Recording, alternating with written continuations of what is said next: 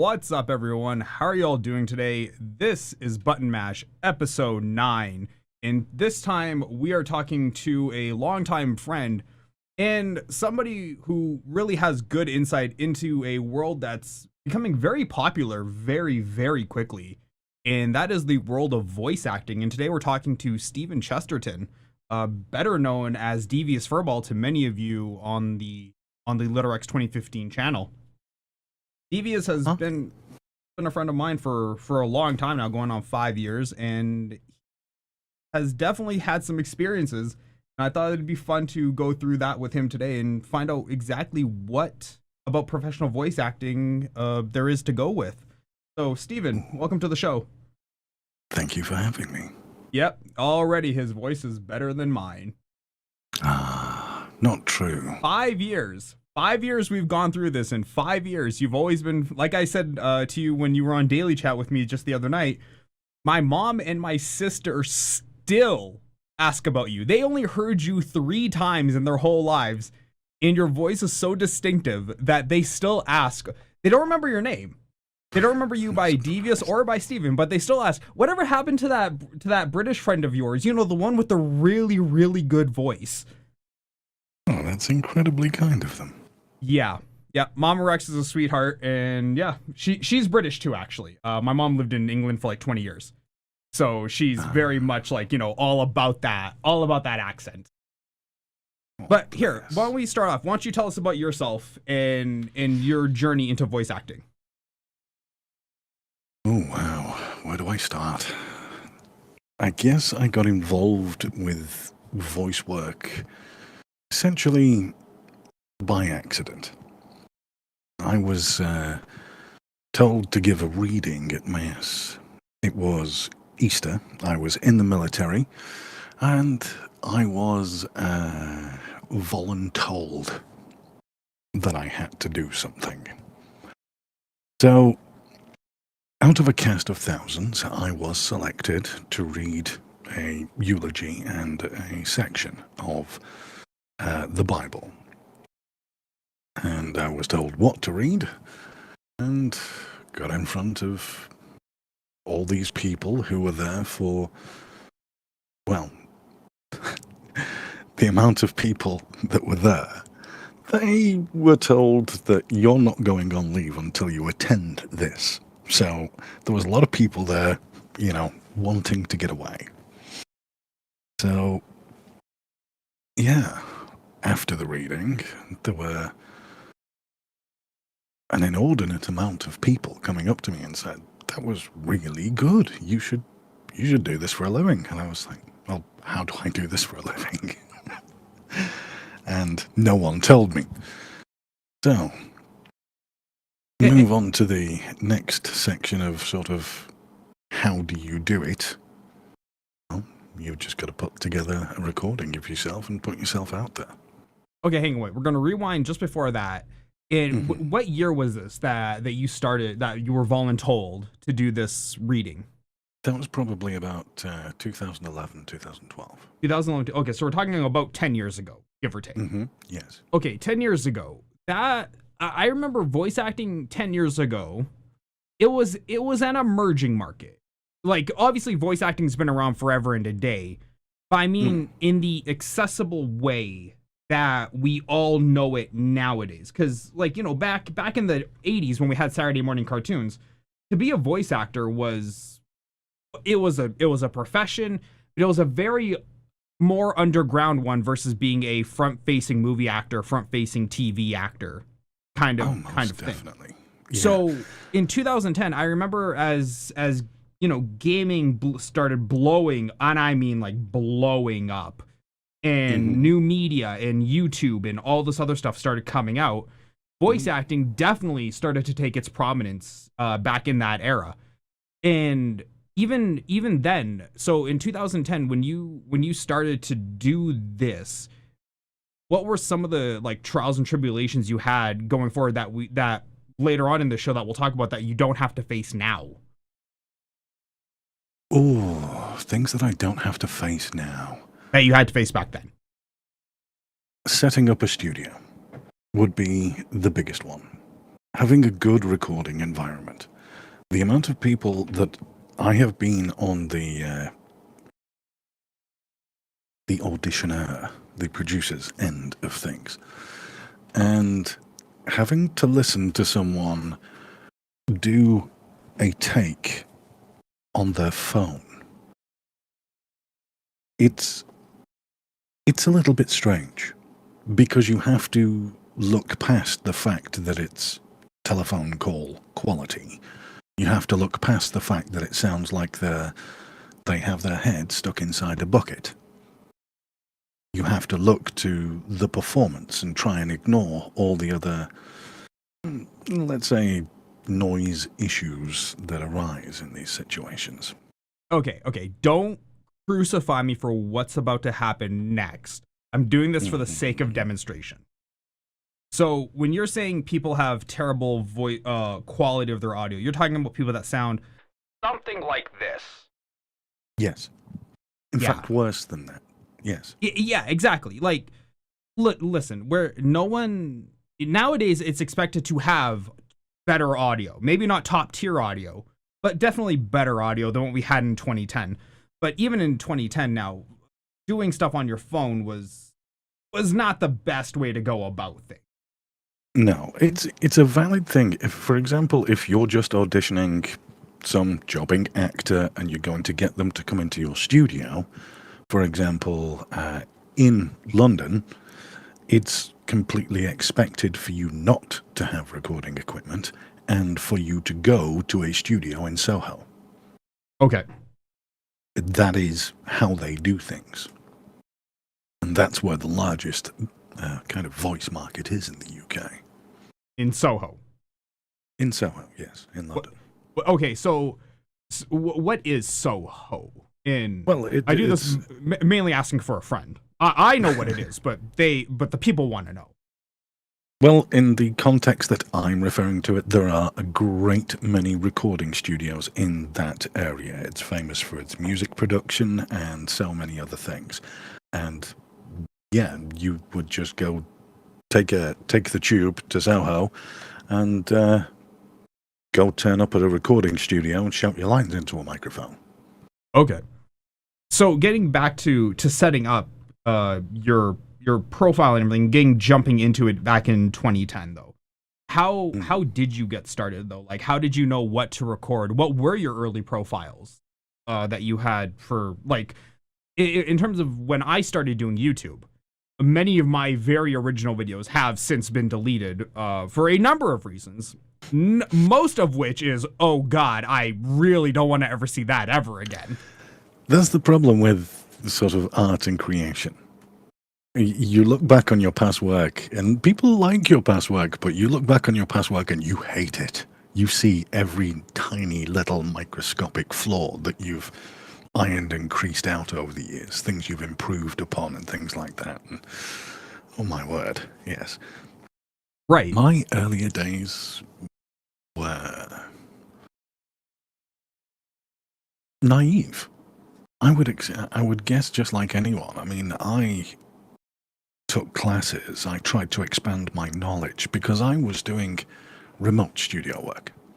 I would take a contract, do a recording, then talk with whatever individual was involved as to, is this what you require? Isn't it? How should I do it differently if it isn't? Go away, record again if need be, and then give them the recording digitally. So when you do the remote audio recordings, do you do the editing too, or do you just send them the raw file? That was one of the learning curves. What exactly is production level audio? To learn that definition, to learn noise floors, to learn editing, so things like mouth noise isn't in the recording. Now, right. A lot of people don't hear mouth noise because it's just something that happens when you speak. Your tongue hits the roof of your mouth and your lips join and part all the time. Saliva lubricates your mouth, but all this combined makes mouth noise, which does sound, or can sound, unpleasant in recording. Okay. So learning how to remove all of that, having the tools to remove it, all of these things are required learning, unfortunately. So when you learned this, did you just go to YouTube to like learn this type of stuff, or did you have like knowledge bases you could lean on? Was it like just trial and error? And there was some things, for example, some kind of YouTube videos that answered more sort of performance-related questions. But occasionally, there was information about the tools in which they use. Such as, for example, Adobe Audition. Adobe Audition? Adobe Audition, yes. It's one of the few tools that is actually set up for voice as well as music. Like, for example, Pro Tools. It's an excellent tool, but to find vocal-specific plugins, tools, and utilities, it's kind of tricky. Okay. So to have something that is inherently geared towards voice recording, that's actually a help. Okay. So Pro Tools, that's the extension of Avid Tools, isn't it? Mm-hmm. Yes. For those of you wondering what that is. So when it comes to like things like video and audio editing, there's a number of softwares that are prominent in the market. There's Acid by Sony, or I think Magix now owns that. There's Acid, there's Adobe Premiere for movie editing, and Adobe Audition, basically the Adobe Creative Cloud. You would have heard of it for Photoshop. And then we have Avid, which is more for like the Hollywood mainstream TV movie production. It's one of those kind of softwares. So Pro Tools is the audio extension of Avid Tools, which is part of the Avid video editing tool set. We would call it an industry standard tool. It is an industry standard tool, but definitely in the colloquial kind of mainstream, Adobe definitely probably runs that space in the consumer market versus in the, I'm sure on the Hollywood stage, Avid is far more prominent. Oh, and then there's also DaVinci, but DaVinci I don't think has an audio editor yet. I think they're working on one though. So when you started making your recordings though, I want to get back to that. How did you know, or did you just like audio record a bunch of random sound or a bunch of random scenarios and then just throw that out there? Yeah, it's a kind of difficult thing to just perform something. So you have to know yourself and the audience in which you're targeting. For example, if you were to be going for an animated show, which would require you to be able to do multiple voices. One of the lessons I learned in recording early on is it's not can you do a voice, it's can you do Shakespeare in that voice. You need to be able to emote. You need to be able, in any voice that you have within your repertoire, you need to be able to perform every single gamut of emotion.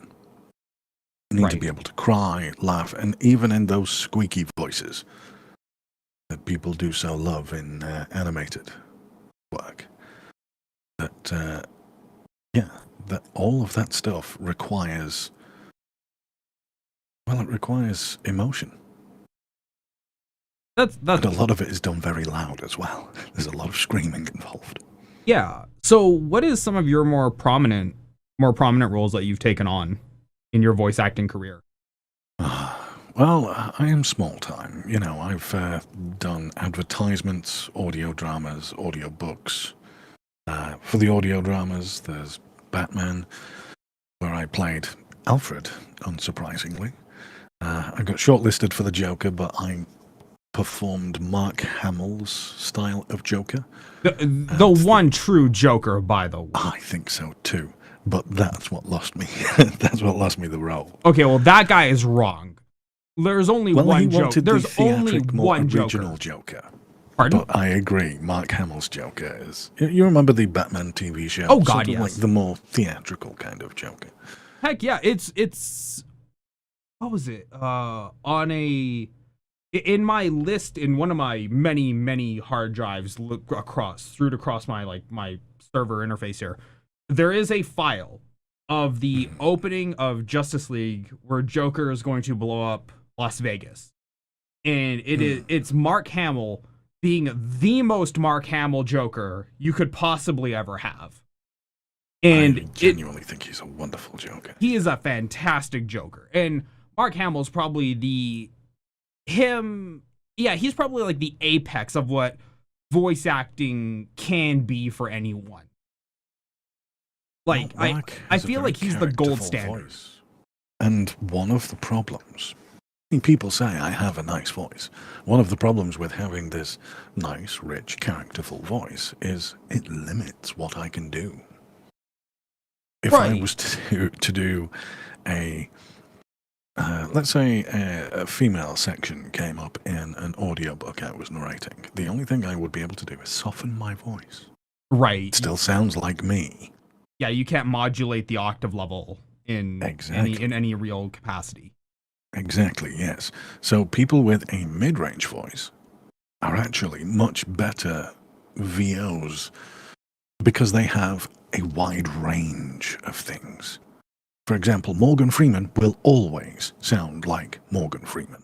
Yeah, Samuel L. Jackson Morgan will always Freeman sound like is doing a voice, he will always sound like Morgan Freeman. Right. So it's a blessing and a curse both at the same time. I have a rich, characterful voice, but it also limits the things that I can do. It's almost like genetically being typecasted. It kind of is, yes. So you've been doing this now for going on how many years? Since 2011, like consistently, right? Roughly, yes. Okay. So what are some of the things that you've seen evolve since you got into this industry that you think have made it easier from when you actually started? It's always been difficult finding work. Has it? Yes. So you need to go places. You need to put yourself out there. A lot of work that you'll find is just from people who hear your voice. You know, random producers and audio engineers who hear you and go, oh my God, that voice would be perfect for this thing I have planned. I've recently just been offered a job this evening. I don't know anything about the project yet, apart from that it involves a chair and that it will be sexy. It involves a chair? A chair, yes. And, like CHAIR. Oh, yes, like possibly a gaming/computer chair. And there will be a sexy VO applied to it. So yeah, that will be entertaining. But that was essentially just done because I bumped into a producer and I said, if you need any voice work, give me a shout. And he said to me, send us a recording over. So I sent him a recording and he said, oh my God, your voice is awesome. I'll be in touch. And it's just that. Okay. If people don't hear you, they can never know of you. Right. So much of this industry, just like any others, it's based on skill, but it's more based on not what you know, but who you know. Oh, most definitely. A lot of work that you will get through just knowing people.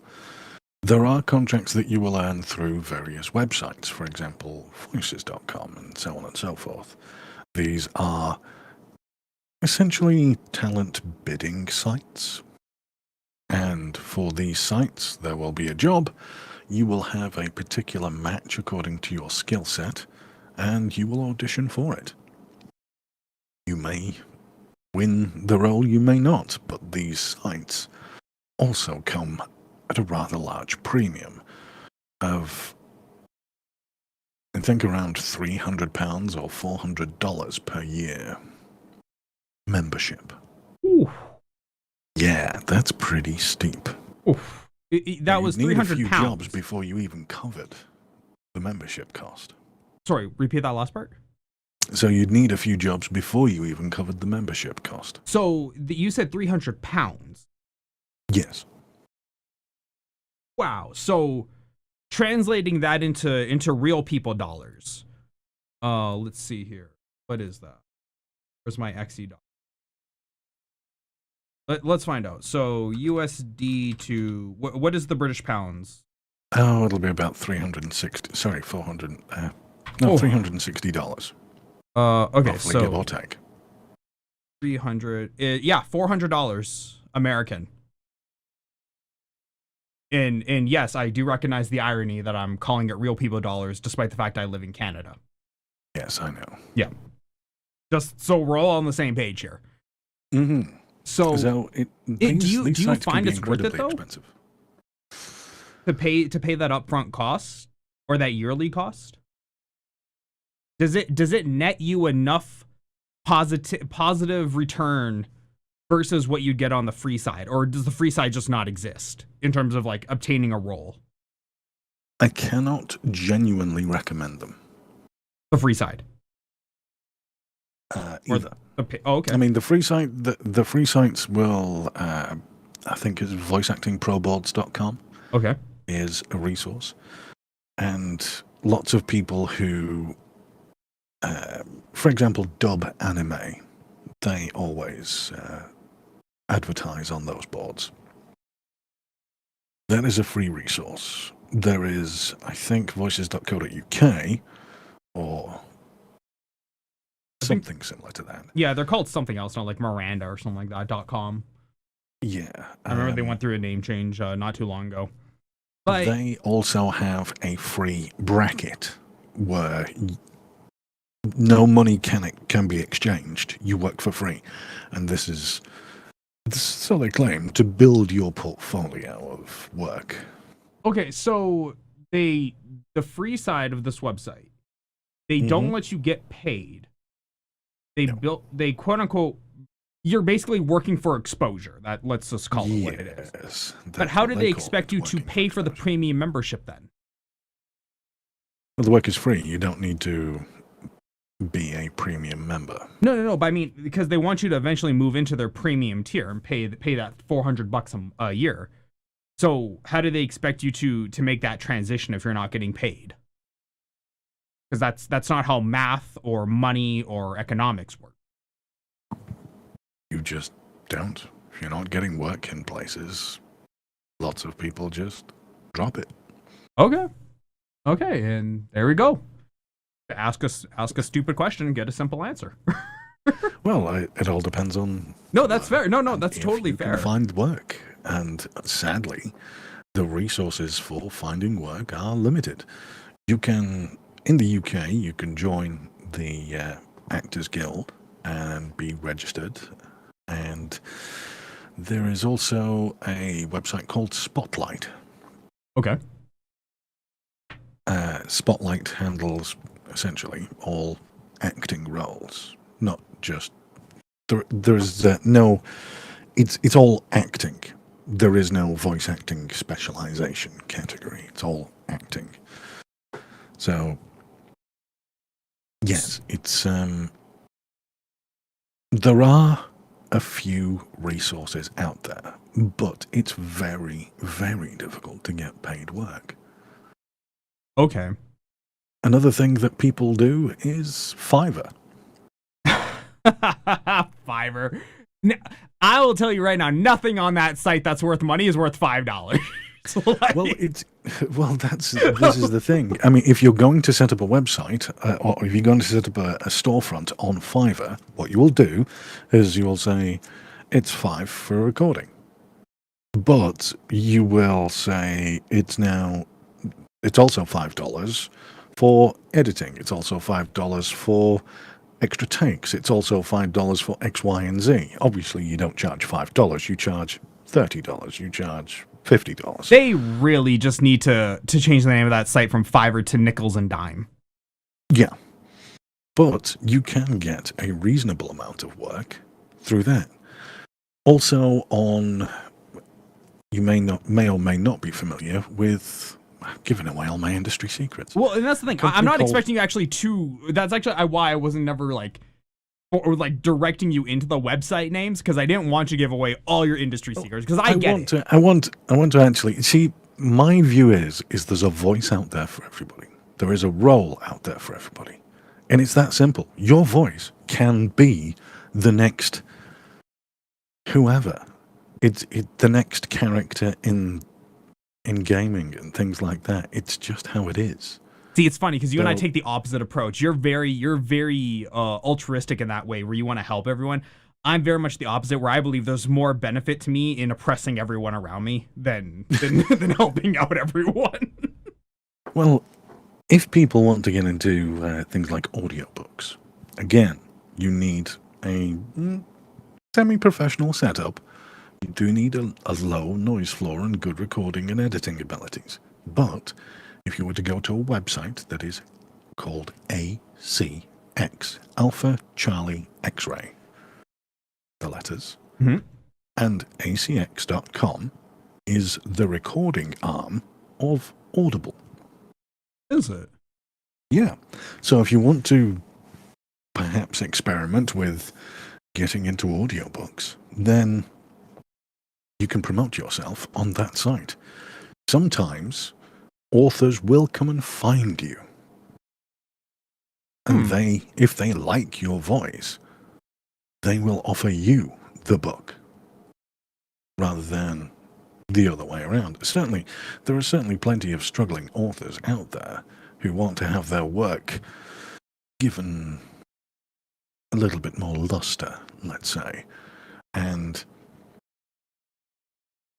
having someone read your book for you is an excellent way of doing that. And it's an extra avenue of income for them, because for every book sale, you get a percentage and they get a percentage. Okay, I don't want to delve too much into the finance part, but I do have a quick question about that. Mm-hmm. In time investment, especially if you're the one doing the editing and all the post-production, can a person in 2020, current year argument, can a person turn a healthy profit, or even just a profit, if they have to do all the post work themselves too? Because you and I both know, me from doing YouTube, you from being a voice actor, the post takes forever and a day if you want to do it correctly. Oh yeah, the post is 3 times the work. So for every 1 minute of voice, you're looking at a solid, bare minimum 3 minutes of editing on 1 minute, and that's not even close to the actual number. No, like 1 minute of audio could take you a solid 20 to really work on and get cleaned up correctly. So, to do it correctly, yes, it would be much more time than that. Yes. So is it possible as a voice actor, if you're just starting out, is it possible to even turn a profit on this thing, or are you going to be taking a loss for the good portion of like the first year of your career, if this is what you decide to pursue like full time? Genuine honesty? Yeah. In my particular, for example, my type of voice, for example, if I was doing voicing anime and things like that, I could maybe drop on a sweet role, just get that 1 in 1,000 audition and things like that, maybe. But it's just like anything else. It requires knowledge and work. Right. I mean, when just simple things like direction. I mean, the person who is directing you may not have an idea of what to do. I'll give you an example on this. Mm-hmm. For Impeller Studios, their game, Starfighter Inc. That was a working title, so it's going to be changed to something else, or has been changed to something else, but that's what the working title was called. Starfighter Inc. And one of the lead developers wanted me to do a voice like David from Aliens. because I was going to be the AI of your ship. So I would be telling you, missile inbound, so on and so forth. Right. But one of the other producers, the other lead producers, of which there were three, one of the other lead producers wanted Jarvis from Iron Man's suit. Of course. Missile inbound, sir. You know, that kind of thing. So everything I did for them was wrong. When I recorded lines and performed them a certain way, one developer would love them, the other developer would be asking questions. Why did you do this? I didn't ask you to do this. I asked you to record it in another way. This feels like an instance of too many cooks in the kitchen kind of a deal. Maybe it was, but I mean, you will have these instances and you need to recognize them professionally. And possibly even worse, bend to both wills at the same time. So you have to do just twice the work just to appease them. Get twice the paychecks? No. Then I feel like somebody should go under the bus for that. I mean, heck, if you land yourself a TV slot, yeah, between primetime Super Bowl ads time, and you're doing the VO for that, yes, you will make enough money to not need to worry about work. But still, no, that's those totally jobs. Fair. So those jobs are insanely rare. Well, I'm sure many of those people doing the VOs for like Super Bowl ads, like this comes down to that thing that we were talking about earlier of not what you know, but who you know. Oh, most definitely. And I'm not throwing shade here. I'm doing this purely as an example, but somebody like Matthew Mercer would probably land a Super Bowl role because he knows everyone in the industry at the stage in the game. Yeah, quite possibly. Same with Matthew Rhodes, you better known on Twitch TV as Duck Sauce. He would probably land that because that's what he does. He has a voice like yours. He's basically the American Devious, like super deep, super like, just it's typecasted, but it's a good typecasting. Mm-hmm. So now that we're in this modern age of accessibility where live streaming and YouTube has made audio equipment very accessible to people, even basic gear like a Blue Yeti microphone, which don't get me wrong, I'm not going to ever say like, this is your start and your end of your audio gear. Like just get a USB mic, call it good. But with audio gear becoming so accessible and becoming more high quality year by year, how much has everything now changed the game from when you started? Has the pool become like just super saturated? Was it super saturated when you started voice acting? It's always been saturated. It's always been saturated. It has always been saturated, yes. A lot of the issue is when it comes to hiring talent, it's being noticed. It is just that simple. Okay. You could be the best actor in the world. You could have the best voice in the world. But if no one knows you, no one hears you, no one will know. You will never get a job. Right. It is just a factor of being noticed. Do you think there's more of an asset in face-to-face? When I say face-to-face networking, I mean actually leaving your house and actually going to meet people? Or do you think you can interface as a voice actor or online? And is it easier? Is it harder? Is it even an avenue that is workable if you just decide to like try and do that avenue? It's difficult to say. When I have spoken to people, I have used things like TeamSpeak. Mostly because other applications, perhaps like Skype and things like that, don't do the voice any justice. No. So in that situation, it's like playing a song. If someone was to play a song to you, their favorite song, over the phone to you, chances are it would lose a little something. Right. So it would be better to give them a recording, what we call a reel, a voice reel. Okay. So that they can hear the full effect without any kind of filtering in between, which is why I like certain voice applications, because they offer better bandwidth and better quality. if somebody wanting to start out in voice acting today, what would be the gear? What would be like the opening budget in gear list? You'd probably say just to get you started. I'm not saying to get to like your level of production or, you know, my level of production, because you and I both have sunk a lot of money into our studios to make things happen and occur. It depends on the project, because some projects will require raw files and a certain bit rate, 98 kilohertz. 98 kilobits per second, 4,800 kilohertz. Yeah, some projects do require a certain technical level. Just getting started, like barring any of the like specifics of like a certain project, just say you just want to get started. You just want to create a demo reel and get yourself out there and just start trying to be a voice actor. Look, in a market that's super saturated right now, I don't think we're running any real threats over here.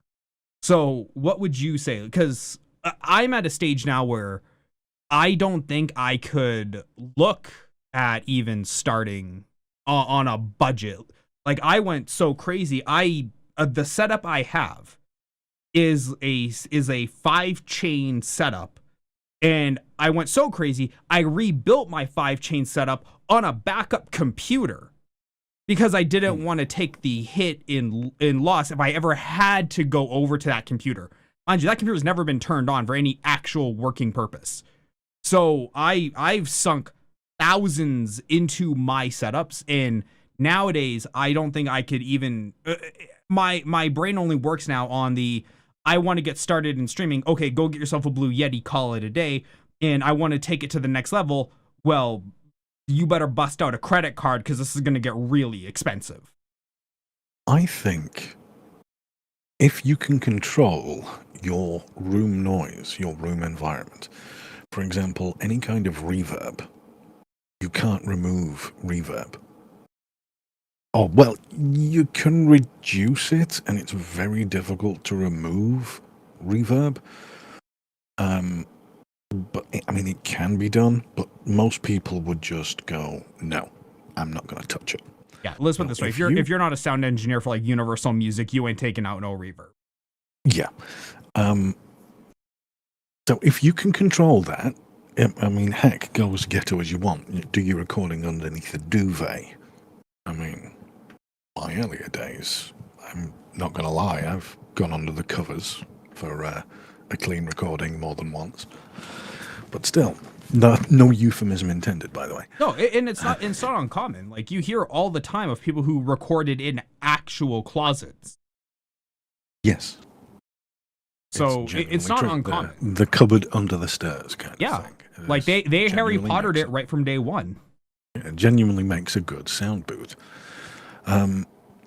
If you can control that situation, then you can record on something like an AT2020 and get truly excellent results.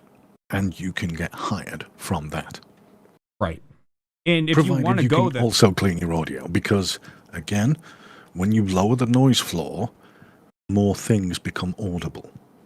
Your breathing, the movement of your clothes, all of that gets recorded. So, I mean, if you were to go to a studio, you would be wearing comfy clothes. You wouldn't be going there in a suit or a dress, you know. You wouldn't be going dressed to the nines. No, you'd be wearing tracksuit bottoms, a cotton t-shirt, something like that. Something that really doesn't rustle or make noise when you move.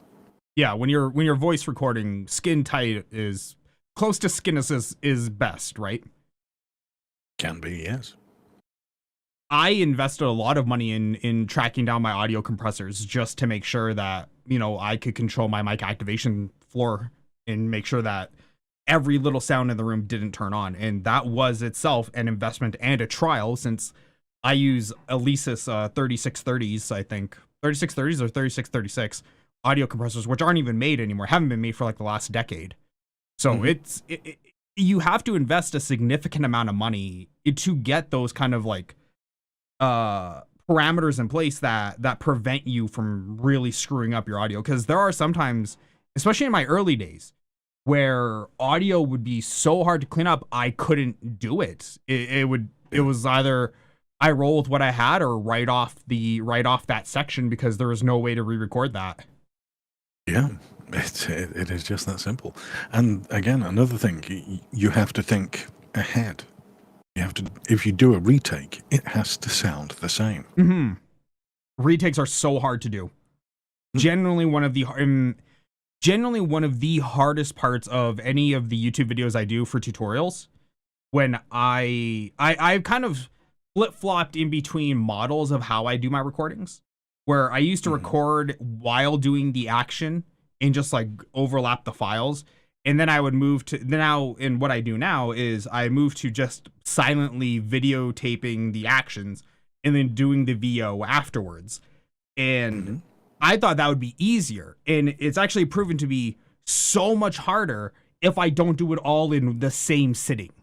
If I get up to do anything at all, I've probably lost the tone. I've probably lost my mindset and what I was aiming to go with. So I'll have sections where I sound far more enthusiastic than I mean to sound, where I sound far more like quote unquote depressed, where I mean to sound like, normal.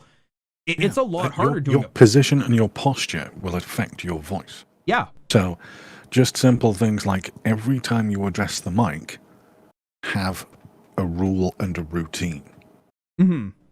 Sit upright, straighten your back, take a nice deep breath. If you don't have a pop filter, now you don't have to have a pop filter because you should be 6 to 8 inches away from the microphone anyway. So just good microphone technique. If you are experiencing plosives, which are the p noises, right, on certain vowels and consonants that cause a blowing of the lips and cause an exhale, a volume of air to leave your mouth that can hit the diaphragm of the microphone and make an unpleasant sound. And you have to take all those out in post. So you're just making more work for yourself. Again, you can't really take out a plosive. You can reduce. You can reduce them using an add-in or like a VST plugin. Reduce the volume, perhaps, which will. Again, this is all hardcore editing stuff. I mean, if you just reduce the volume of the plosive, that takes the edge off, so it's not as harsh on the ears for the listener. Right. But another thing you can do is keep the initial syllable, but dumb down the afterwards. So you still get the p, but you don't get that. Right. You don't. You're reducing that. It's still there, but you're just toning it down. Because to delete it entirely actually makes it sound weird. That is fair. It's a huge learning experience with editing. So if you don't do those things in the first place, actually better all round. Sound engineer friend of mine that we were talking about just the other day, Roy, sound guy. He's a wonderful chap, and he was recording with a gentleman, and he said, it's the craziest thing I've ever seen. He actually altered, he was an Australian guy, he'd been doing his voice work for like 30 years, and he'd altered the way he actually speaks. And you can do this. It is a learnt technique. You can say a P without plosives. You can say P without expelling air. That's very cool. But it takes training. And he was inches away from the mic, screaming into it and emoting, and not a single plosive. That is genuine skill. A skill I do not possess, unfortunately. He is much higher and a bit beyond my skill set. But still, those are the kind of people out there. No, that's very, very cool. But going back to your question, yes, a controlled environment and an AT2020, you can sound wonderful. For those of you wondering, that's an Audio-Technica AT2020. Yes. And if you're going to do that, please get the 3-pin XLR version. Again, that, I have the USB version. It's not as good. Well, it's not as good, but again, if you go XLR, then you have to start thinking about an interface device and Yep. what interface device are you going to use, and the expense starts to And once again, rise this up. this comes back to either get a Yeti or bust out a credit card. See, that's you're I'm not wrong. even joking. It flips that quickly, man. Like The when Rode you want to NT. get started, man, money is you need to I'm not saying you can't do it without money, but nowadays when everything is so saturated, streaming, YouTube, voice acting, singing, everything is so super saturated because everything is so accessible now. And we've created such an easy interactive medium. And for everybody, whoever wants to get started can just get started. Anyone Audio can be quality famous. does matter Just look now. at YouTube. Like you don't have that flexibility of, way back in 2009 running with a webcam microphone anymore. Like that's not going to cut it anymore. No, Like you do need to have some level of production just right from the get-go. I'm not saying you need to be, ball or sound foam, like cloud lifters and all that, but you do have to have some level of production standard just coming I in. know someone who used to produce YouTube videos recording on a Samsung phone. Now, this is the thing, though. The Samsung phone microphone is, okay. It's no, Sennheiser Mark IV or something. But still, if you just record, the quality goes up. It's the microphone itself can record reasonably well. I'm not recommending this in any way, shape, or form, but it can be done. But that just means you have a recording that you then have to import to then edit and deal with. Right. It's a possibility. Does that mean you should build your career on recording from a whatever phone you've got? No, I don't recommend that at all. There was a movie I think shot last year, possibly this, or pretty sure last year. It was a movie shot entirely on an iPhone. It was the guy did it to prove it could be done, and that's cool. That's not just because something can doesn't mean that should be the way it's always done. No, I agree. Like it's good that you have that option, but it's not something that you want to be doing all the time. Yeah, I completely agree. Well, there's tools that you can use in a pinch. Yeah. Nope, for sure. If you have to use it, hey, go for it, but we're not saying make that your default. Like don't strap your Samsung phone to your computer's microphone port and then just pop that on as your microphone. But on that happy note, guys, we are going to wrap it up here.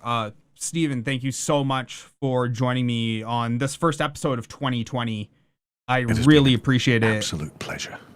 Yeah, it's always great catching up with you. Like I said, Steven, very long time friend, somebody who has great insight, especially into this kind of more normal person size perspective of the voice acting world. Smooth talker.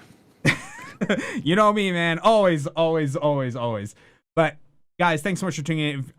Watching on the YouTube channel, please do like, comment, share, and subscribe. If you have questions for Steven, leave them in the comment section down below, and I will pass them on. And if we get enough of them, we'll do a follow-up video where he answers some of them for you. But Steven, is there anything you want to promote or say about? I have absolutely nothing to promote. Again, I want to reiterate a few websites. Fiverr. ACX, very important website. No one knows about ACX, or well, it's surprising the amount of people that don't know about ACX. You want to do audiobooks, go there, build yourself up. Do practice. Microphone technique, audio editing, all of these things are key to getting your skills up as unless you can go to the studio, where they may not even have a budget for a producer, from an audio engineer. They may not even have that in the budget. So you need to give them the cleanest audio possible. So professionalism every step. Right. And that's about it, really. Great. Thank you so much, guys. I will hopefully be back with the next guest sometime sometime soon. The goal for 2020 is definitely get more consistency up in these episodes. But Steven, thank you so much for tuning in, or for joining me today. Guys, thank you so much for tuning in. And we will see all of you next time on Button Mash episode 10, and we'll find out who the mystery 10th guest is. Thank you so much. Bye.